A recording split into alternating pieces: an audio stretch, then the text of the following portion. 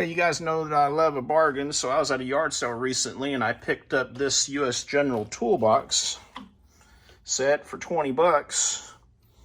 And I guess the lady was going through a divorce or something, but she let me keep all the tools in it. Well, it had a lot of tools, 24-inch rigid pipe wrench and a 18-inch rigid pipe wrench, but I've got those listed actually on Facebook Marketplace. What I'm talking about today, though, are these old tin snips. Now, they look like pretty decent snips. I think they're Ace Hardware brand, but as you can see, they're rusted up pretty good.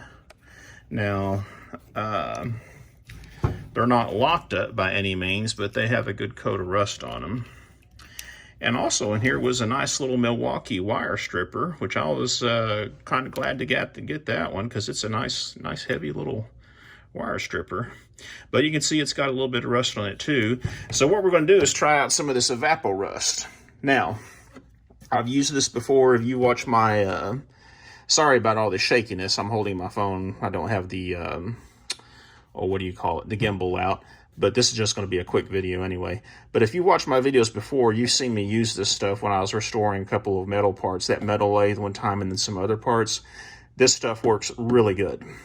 Now, and that, after saying that, the one I have, this gallon jug, see, you can reuse this over and over. Well, it's starting to look pretty brown. When it's fresh and new, it's kind of clear gray looking, but I've used it so many times to start to look pretty brown. So I'm going to see how that old worn out Evaporust works with these tools. We're going to put them in there and let them soak overnight, and then we'll check them in the morning. So let's get this thing ready. All right, so I've got some poured in this old foam, well, it's a Sonic cup. You can see that stuff is about wore out. It almost looks like tea, actually.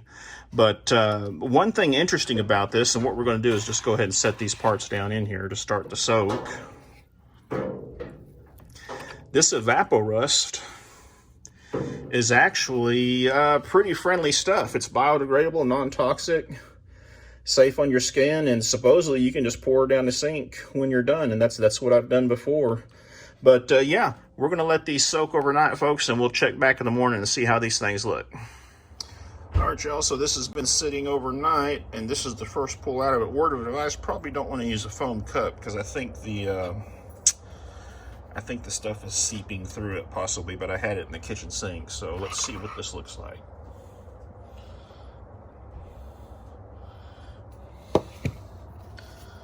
Yeah, much better on that one.